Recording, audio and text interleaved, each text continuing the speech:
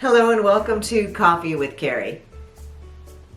Thank you for being here today, stopping by to join the conversation.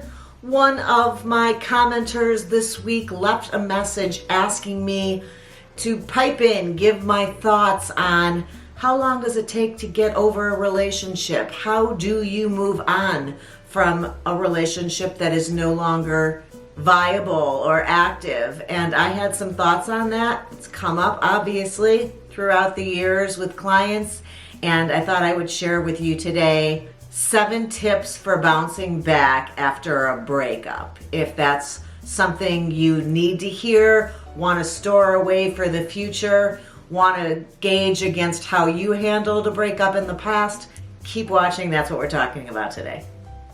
The first tip after a breakup is that you really do need to take some time for yourself.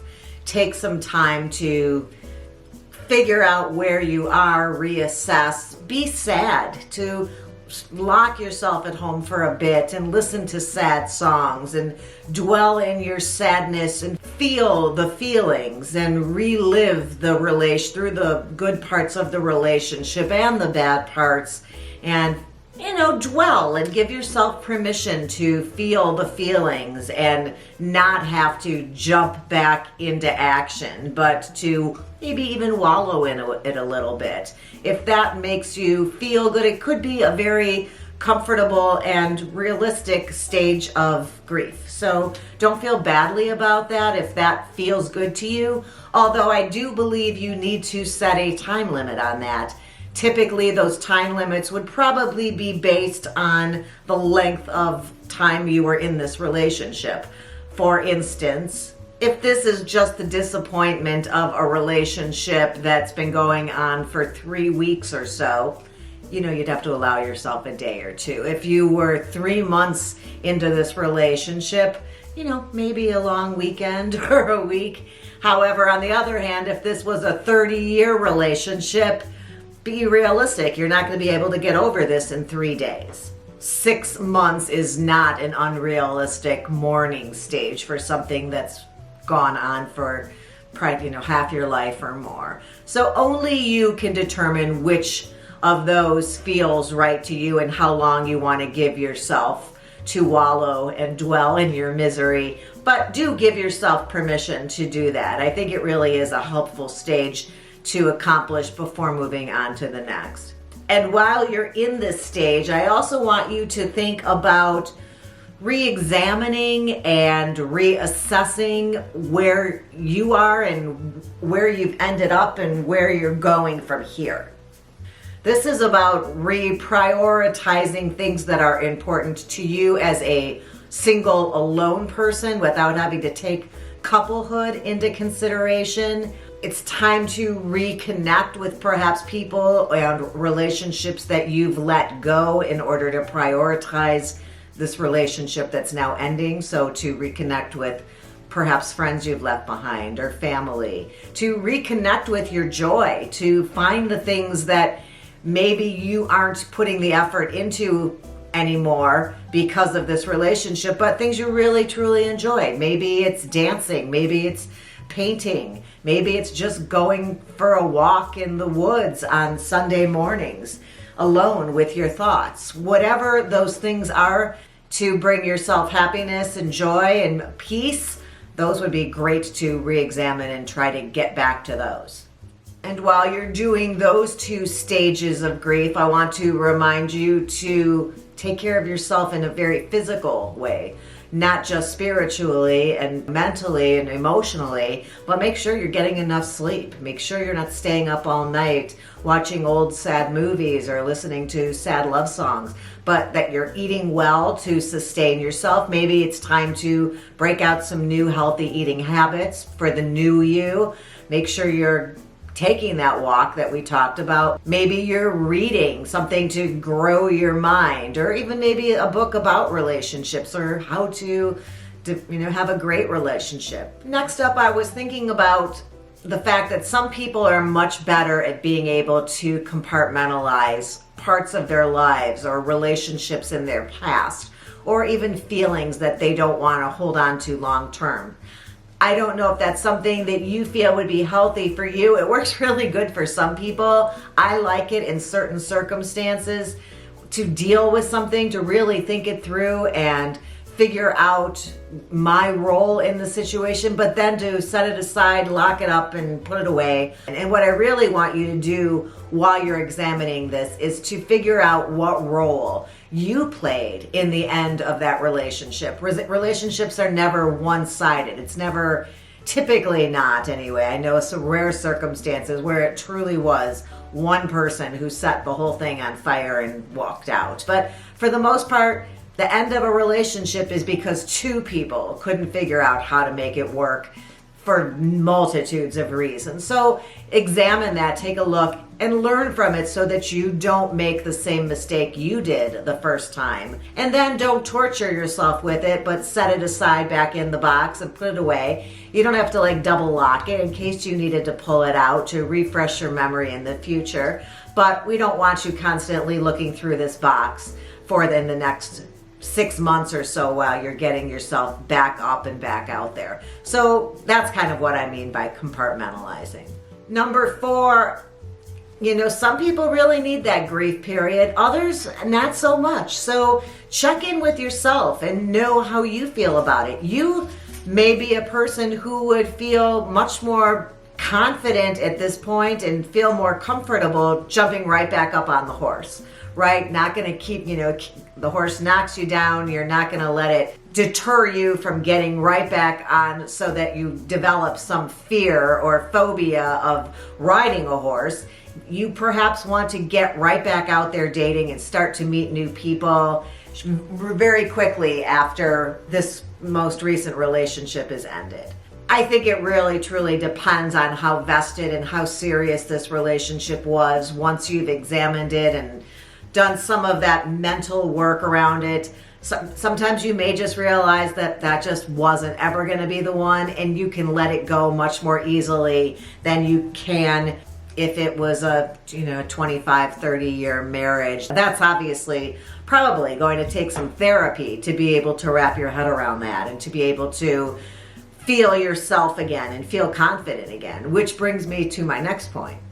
If it isn't something that you can quickly assess and figure out your small part of blame and jump back on the horse, and it really has sort of hit you right in that sore spot, and you feel that your self-esteem and your confidence is going to take a hit for the way this situation ended, I want to remind you of something, which is it doesn't have to.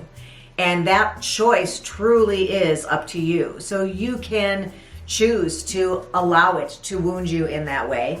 On the other hand, you can absolutely choose to not let it make you feel badly about yourself. I feel that if you don't take it quite so personally and you can look at it in broader terms, and we always talk about it's not going to work with everybody. You are not for everybody.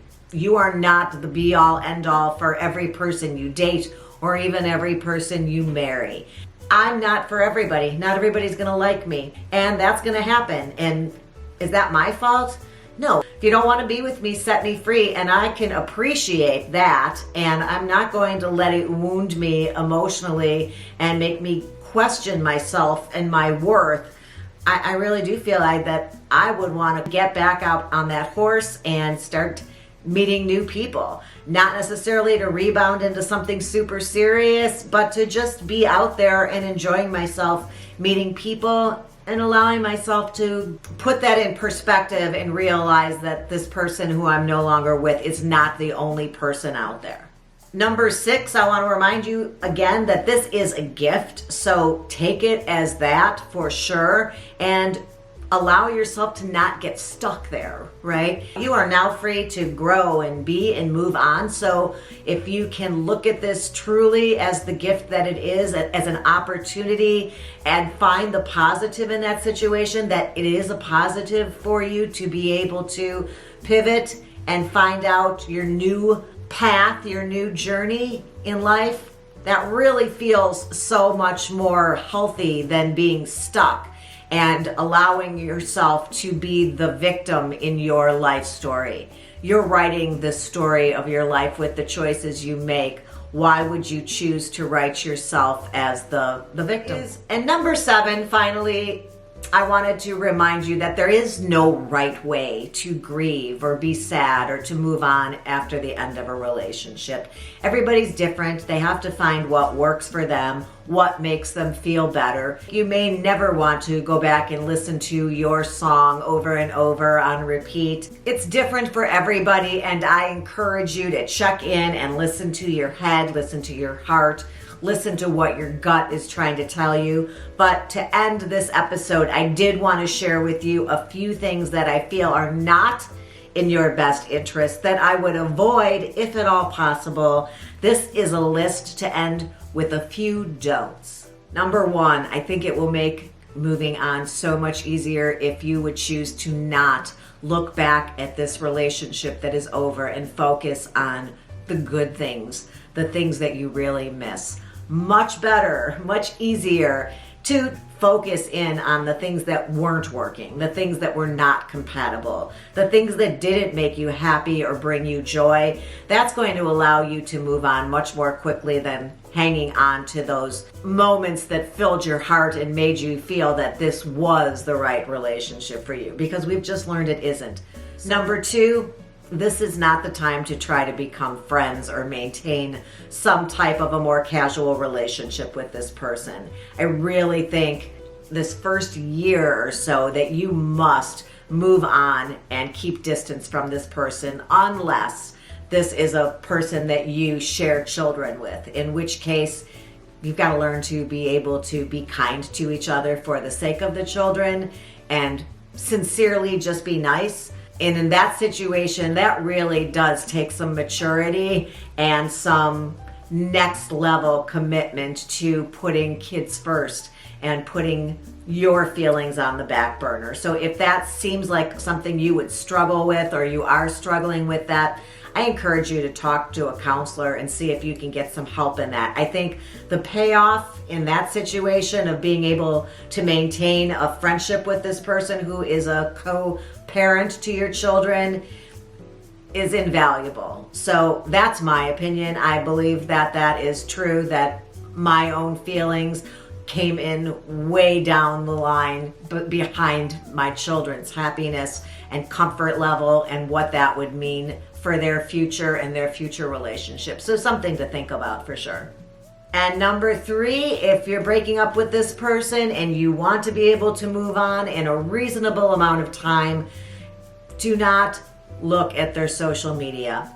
Delete them as your friends on all the social media apps. Do not allow yourself access to texting them, looking at their Facebook, checking in on their Instagram photos. I can't think of what other ones are out there. I'm only on Instagram right now. Much better choice for you to just cut the cord right there and let them go their way, let you go yours, and to constantly be trying to interpret what's going on with somebody through pictures or posts on social media takes up way too much bandwidth here that you should be using to focus on you and finding your joy and not being stuck wondering what the heck they're doing.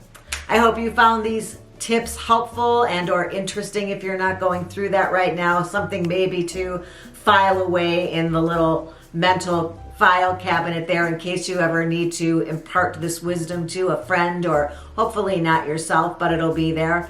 If you enjoyed the episode, give it a thumbs up. And if you would please subscribe to my channel. It's free, doesn't cost anything, but it really helps me out a lot. I would appreciate that. And if you hit that ring bell, then you're notified every time I upload a new episode. I appreciate you being here today, and until next time, have a good one.